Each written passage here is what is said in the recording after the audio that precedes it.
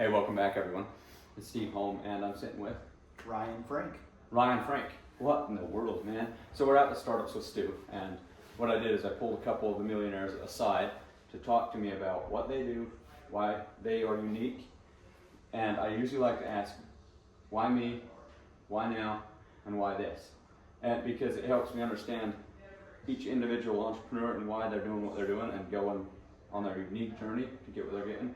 Because very likely, you're not in business just for the money. Very likely you're in business to either change someone's life or because why me usually comes out like I have a family member that needed it, or I had a loved one that needed it, or something like that. But tell us a little bit about what you do, and first off, what your website is so they can go read more.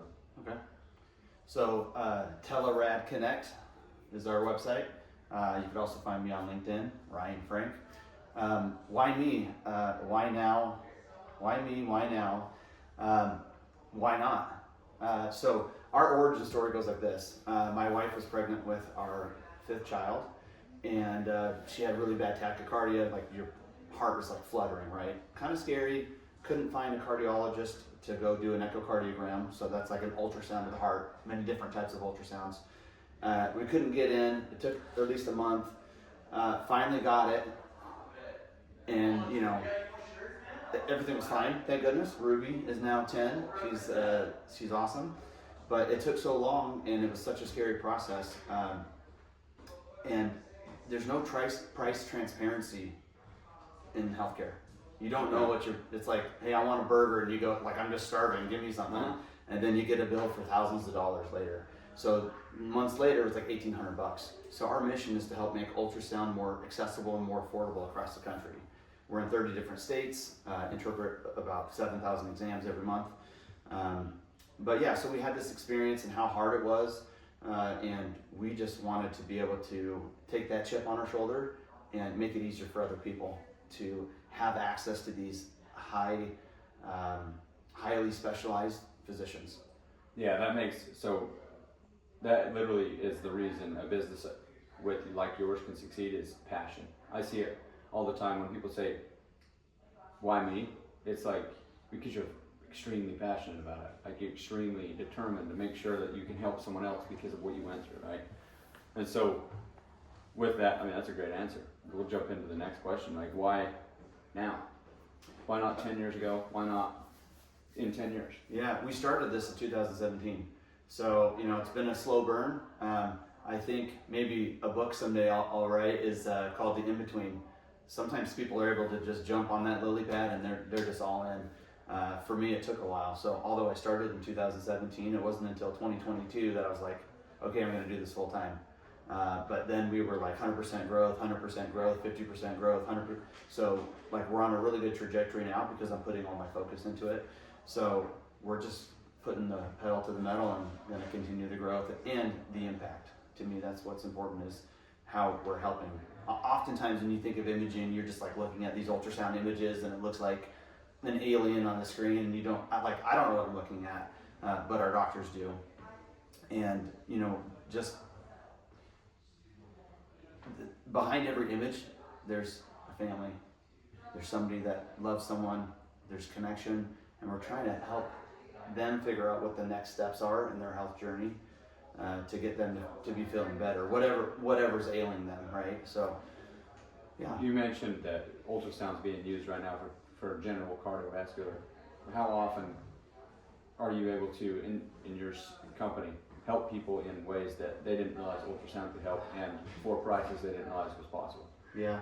So most of our partners, we're not on site. We're not doing the image acquisition. We're partners with like maybe an ultrasound tech he has their own machine, and they go out to different offices. So we don't see that part of it, but just understanding like the long-term ramifications is very rewarding. These physicians make quite a bit of money. They've gone to a ton of schooling, so it's really hard to kind of get in and have a $30 radiology report, that because you need to impact the physician and make it worth their while, but also get that specialty into their hands of this imaging center or physician's office or whatever. So hopefully that answers that question just Yeah. a little bit. So I mean, I don't see the direct access or the direct connection of like, oh, look at their face when they see the radiology report. You're looking at some of these things, and it's a lot of medical speak, right? So it's very kind of ingrained into, this goes to the referring physician. Referring physician explains what's going on here. You know, medicine is like, they practice medicine, right? So it's not just like, oh, we found this, now you do this. Life's great, we found the cancer and life's good. One of our clients, they do screening, ultrasound screenings to try to find these things that are going on. And when you do like a screening, you are looking for those big things. You're catching cancer early. One of these clients goes to first responders, so firefighters is like a main one. Yeah, so they'll go do. Yeah, exactly. They deal with chemicals while trying to fight the fire and stuff like that. Yeah, exactly. So you're mostly business to business, essentially. Correct. Yeah, no one's coming to us to be like, oh, I have my images and please give me this interpretation. So 100% business to business. I see what you're saying. Yeah. So essentially, you started it now because you've seen the need, and you didn't start now. I'm saying you are where you're at today because you've seen the need, and you was also willing to take the jump of getting off your job. I'm assuming you worked for someone before. Yeah. So why this? And if you were just trying to help your wife through a struggle, why did you choose ultrasound instead of skincare, for example? Like, Yeah. why ultrasound of all businesses to get into? So my background has been sales and marketing, business to business kind of stuff. I've worked for other teleradiology, telemedicine companies, and I saw that there was a kind of a break in the marketplace because there's many different types of imaging exams, MRI, CT, nuclear medicine, X-ray, and so I came across, working for another company, this little group of sonographers and what would happen is you're trying to put them in this big machine of like, hey, we're just trying to give you a radiology report in 30 seconds. Not 30 seconds, but like super, super fast, right? It's all about this high volume. And we would have some of these people that were like, look, man, I don't really like Dr. Bob's reports. I don't really like how they don't really understand what we're doing. This is ultrasound. It's even a little bit more special than the specialized thing that you're already used to. And so we have this process where you throw, let's say it's Texas. Hey, we got 30 doctors licensed in this state. They just like, they need someone that they could have consistency of these radiology reports, right? So there's this whole process of things that happen before it even gets to us. You know, can you imagine getting an ultrasound? There's gel involved, right? And think of a baby ultrasound. They're putting the gel on a baby. And so you have this whole process. And at the end of it, if you get a radiology report that doesn't really help you get to the next step and get to the bottom of what's going on, it's like a hair in your milkshake. It ruins the whole everything. So And also, you need those quality reports.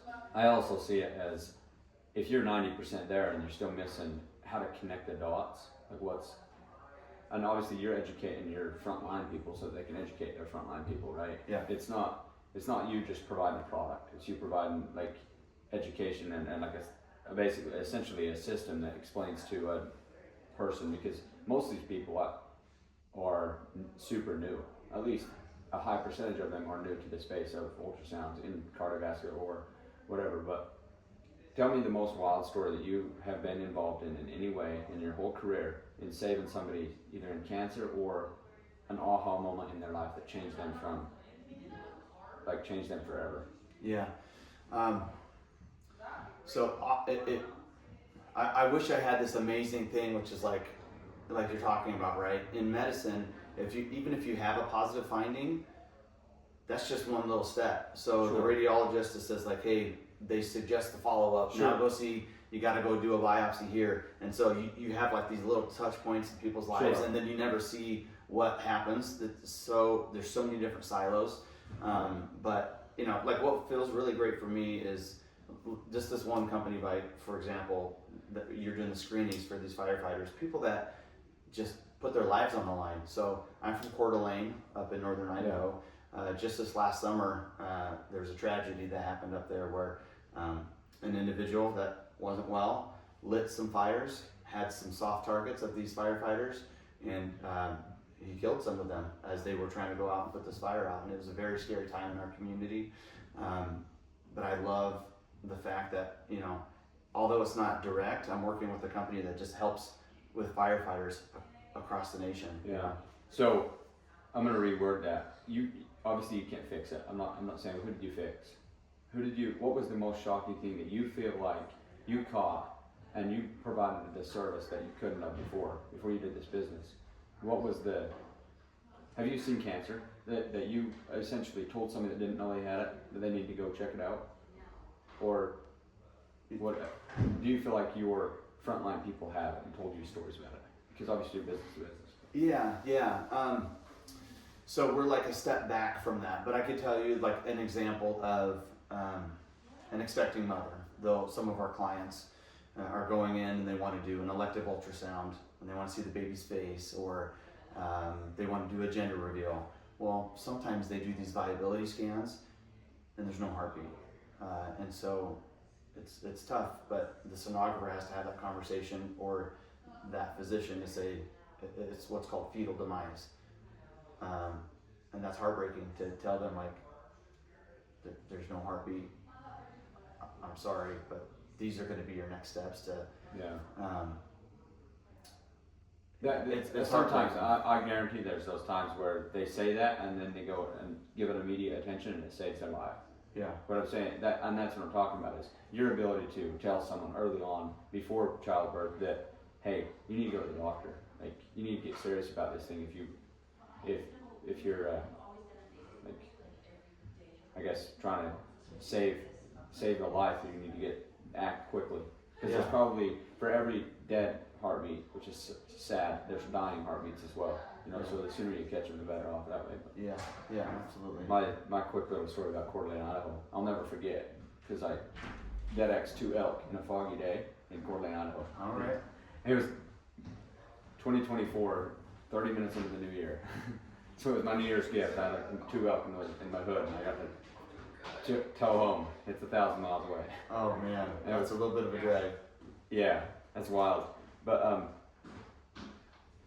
that's enough for the ultrasound, I think, because I understand now why Ryan, why now, and why this. You know, like, just your desire to help and save your own family is number one, and that's obviously inspiring.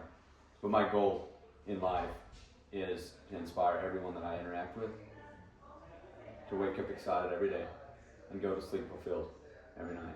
Love it. You know, that's literally, all this content right here is literally my effort to try to help people realize there's people out there that absolutely love their life, because there's so many people that they just don't know what it's about, and they go to sleep like regretting the fact they didn't get farther in life, you know. Yeah, I've loved my journey, man, but I've had jobs that I prayed about and it's like, yep, I'll bless you, go do it. And like 60 days later, I'm like, this is the worst, I can't do this.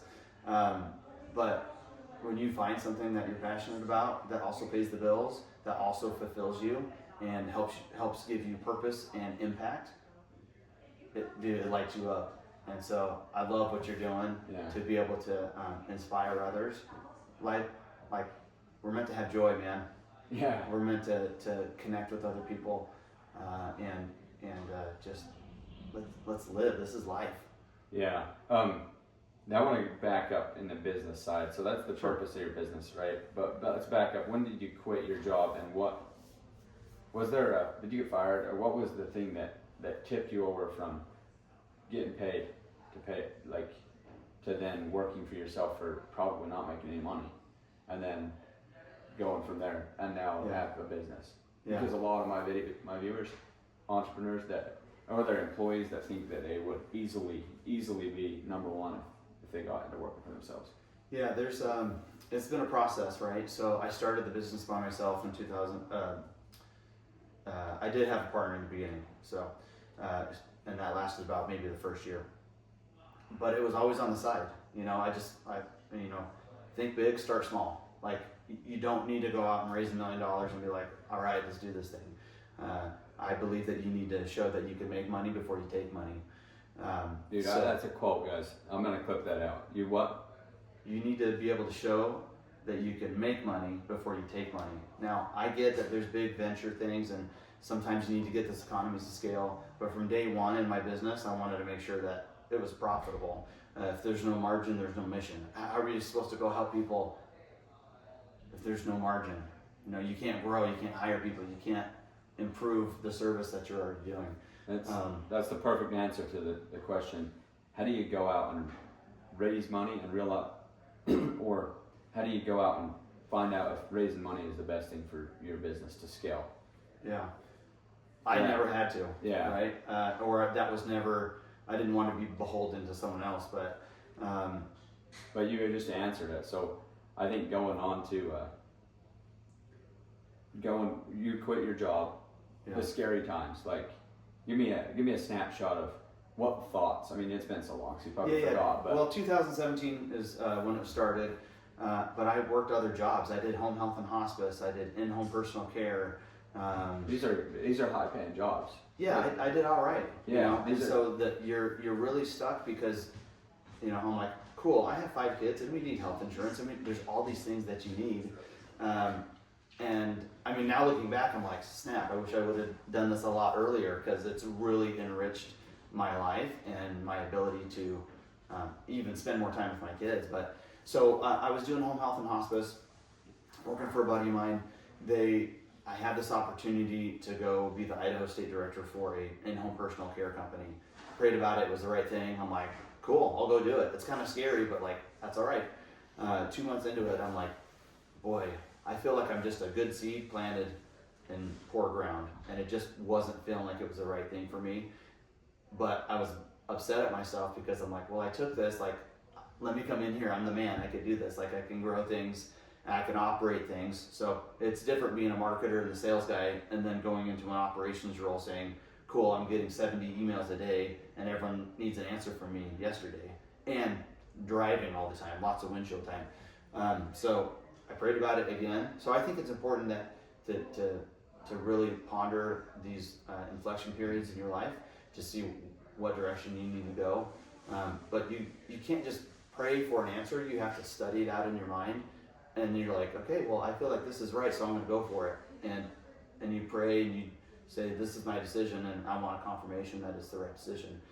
So I went for it. At that point, I think we did, up to that point, the year prior, we probably did just over 250,000 in sales annualized.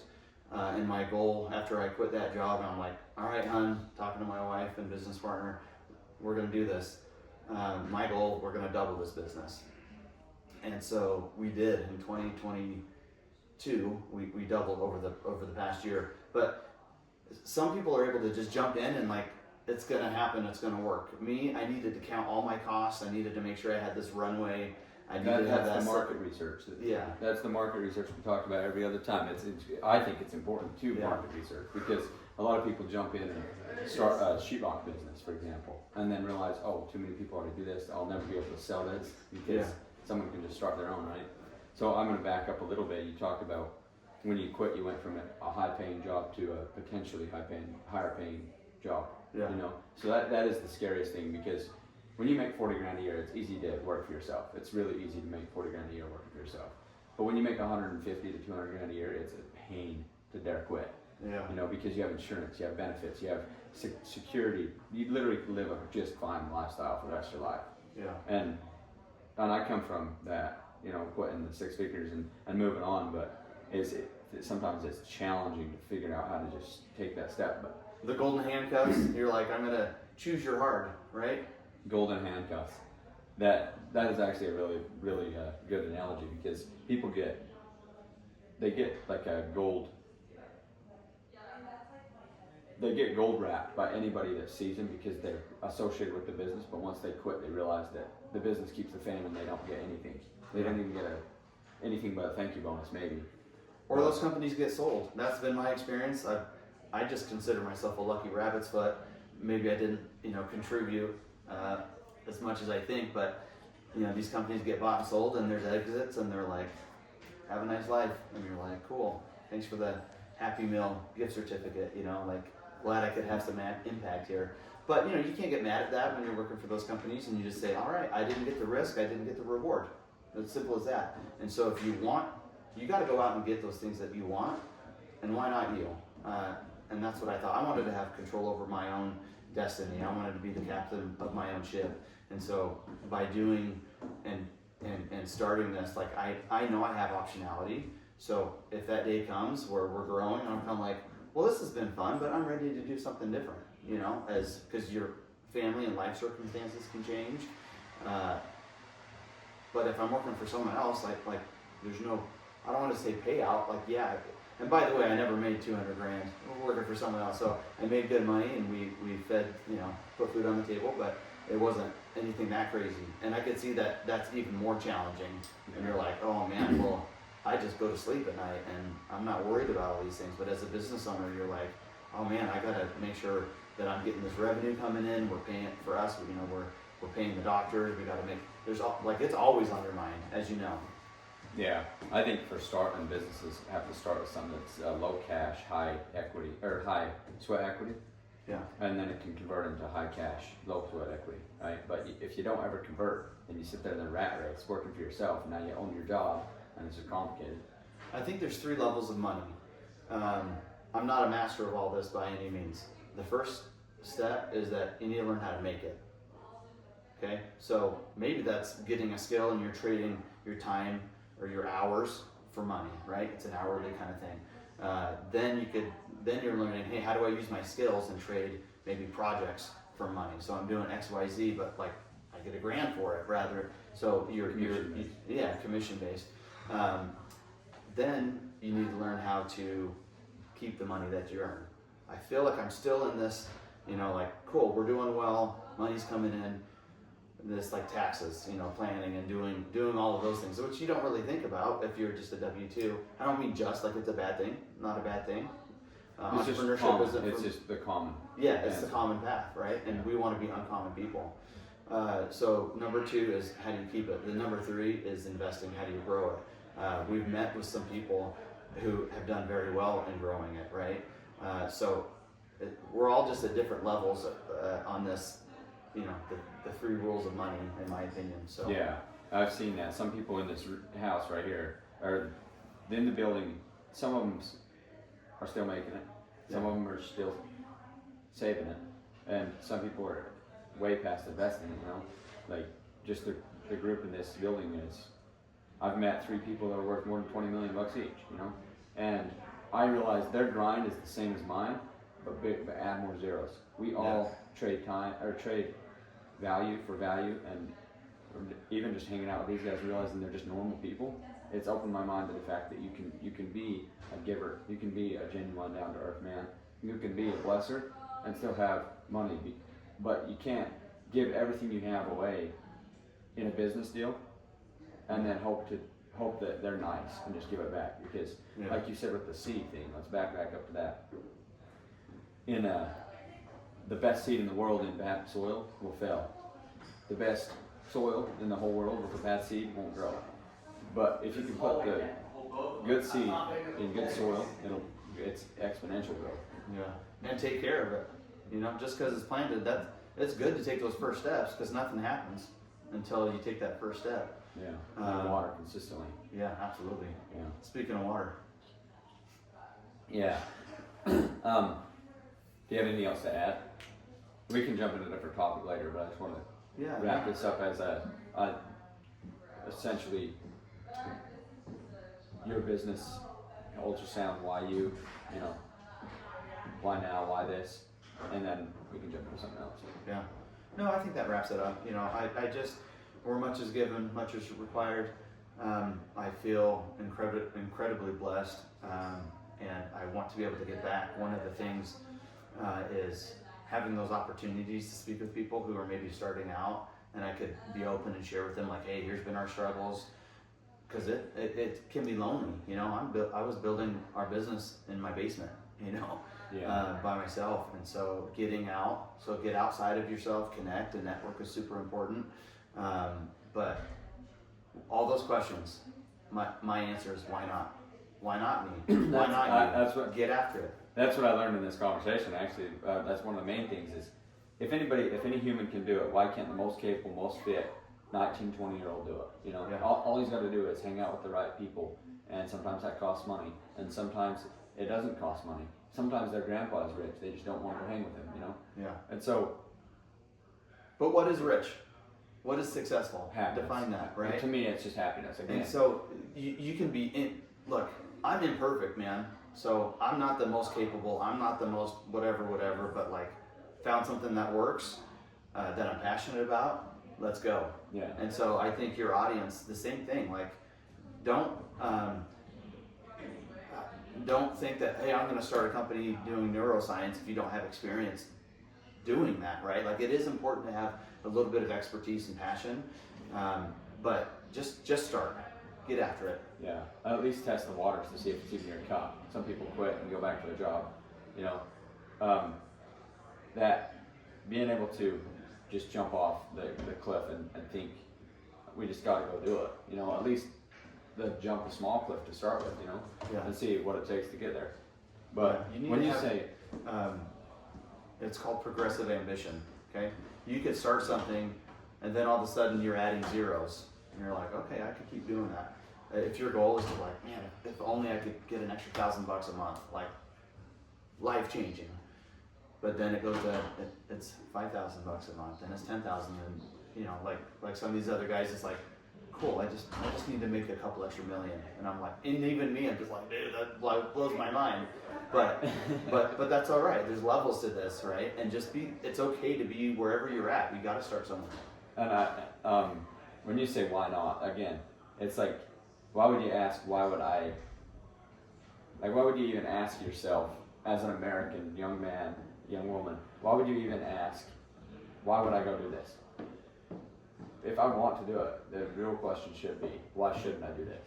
Yeah. You know, because then you're not talking yourself into taking action. You're actually talking yourself into not taking the wrong action. You know, so when you're saying why not, it's like you're finding things to avoid. Yeah. You know, and when you say why should I do it, then you're finding things to focus or to get you there. But when you're the only one self-driven, sometimes you'll get stuck in that mode of trying to get out of this rat race into another bigger rat race in hopes that you can eventually exit the rat race. Yeah. So that's incredible. Well, why did God put us on this earth, right? Did He put us to like let our lights shine? We need to take the talents that we've been given, grow them, serve other people. It's not just like cool, like I have a truck like yours, right? Like cool, I have some nice stuff, but like if I'm not gonna pull over to the side of the road and help someone, like we need to not hide those gifts. And it's all about impact, you know. So I totally agree with that. Just get after it. So another thing I'm learning now is that you spend more of at least a high percentage of your brain power thinking, how can I bless people and not go broke over it? Yeah. So that you can keep blessing people. Yeah. Because in order for me to inspire everyone I meet to wake up excited and go to sleep fulfilled, I need money. I need money so I can get in front of them. I need money so I can give away free copies on my book. I need money so I can keep doing free content. I need money for camera systems. I'm not going to sell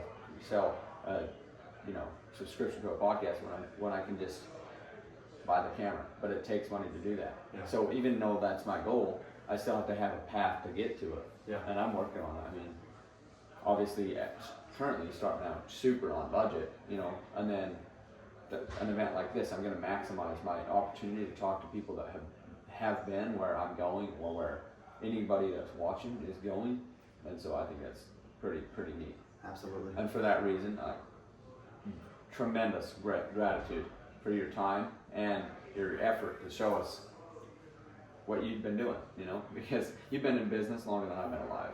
You've been working in this world, this infinite game of work, longer than Thanks for making me feel young. No, really. Yeah. I most of us are just getting started. Yeah. Most of us barely got old enough to sign a paper. Yeah. We're literally trying to learn. And some people learn from others, and other people will just say, no, he said to, so I can't do it, you know? Yeah. But, Well, I have 5 kids, and you know, I pray that they will have people that influence them, that God will place people in their lives to change their life, or just maybe nudge them in a different direction and have that. So if I could just be a small part of that, super fulfilling. Yeah, and then the other part to that is they have to be willing to do it. Absolutely. Every one of us has to be. When the opportunity presents itself, we have to be willing to make the intersection called luck. You know? So, yeah, I think that's pretty much it. Thank you for your time. Hey, thank you so much. Appreciate it. I'll see you later. See you guys. Stay tuned for more if you guys want. We had many conversations this week. I'll talk to you soon. Later.